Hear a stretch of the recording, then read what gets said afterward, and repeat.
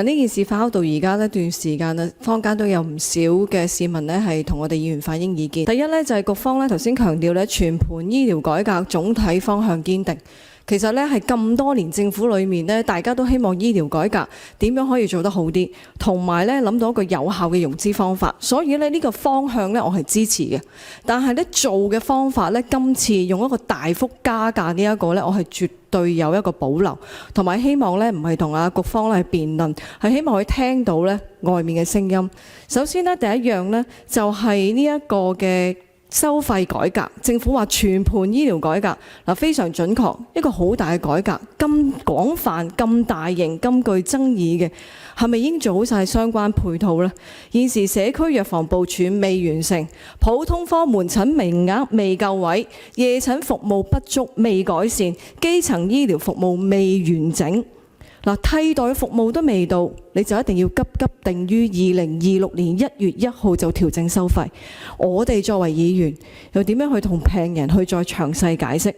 呢一個呢係我哋好需要去講，我哋唔好希望有任何病人呢因為收費而唔醫治嘅。第二，頭先政府用大幅嘅時間去講點樣有3萬個市民呢，以前呢就係可以合資格申請豁免啊，而家呢就140萬。其實我哋去救人病去醫人，我哋應該去講有病點樣即刻醫，局方都一路喺度強調。我哋用咁多行政同埋人員同埋社工去處理寬免嘅申請。啲錢係咪應該游翻嚟去點樣去救人，點樣醫得快啲呢？而家係將嗰個申請頭先話，哇可以140萬市民申請咁樣，點解由3萬市民申請大幅加到140萬市民申請？呢一個我想請問你哋用幾多行政費，同埋你要請幾多個社工或者醫務社工？我想你哋係請醫生、請護士。呢個第二點。第三點呢，就係病呢，有病嘅時候，偶發性有病嘅時候呢，我都會希望冇一個病人去諗點樣去攞到呢一個嘅豁免而去做嘅。我哋應該呢係要諗下現時政府手上仲有幾多工具。我哋喺立法會呢一度，我想一定要提出嘅，政府喺2019-20年度財政預算案係留咗100億作為公營醫療撥款穩定基金。呢個基金就係用嚟預料咗，萬一有任何經濟事件，我哋嘅公營醫療唔會因為冇錢而營運唔到，仍然可以補貼到97%呢個比例。當年2019年係用咗100億喺立法會通過。我想問下當局，有冇先用咗你手上嘅其他工具先大幅加價？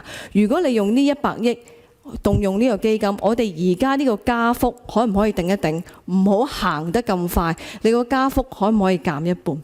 最後一點呢，就係我想講呢，頭先呢局方都講咗話，喂，大家唔好睇個加幅啊，好唔合理啊！我想講呢個雞同雞蛋問題，病人嘅角度點會唔睇個加幅呢？由180蚊去加到400蚊，從病人嘅角度80蚊。加到去呢個250蚊嘅專科門診，可唔可以從個病人角度去諗一諗呢一個嘅情況？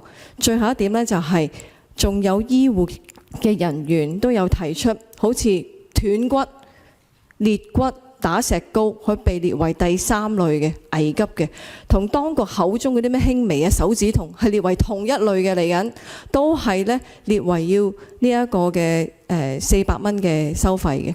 咁所以呢一個呢喺專業上嘅判斷，佢哋都覺得唔合理，因為佢哋都真係要去急症室去打石膏。如果你話喺成個改革入邊，所有人都要冇增加支出嘅呢，呢個係唔可能達至一個改革嘅。我哋係精準嘅資助，而且我哋個改革唔係今次一次性，我哋都強調咗，我哋係以5年作為一個目標，係循序漸進嘅。我哋喺呢段時間會繼續去到檢討，方向係好清晰嘅，5年資助去到90%。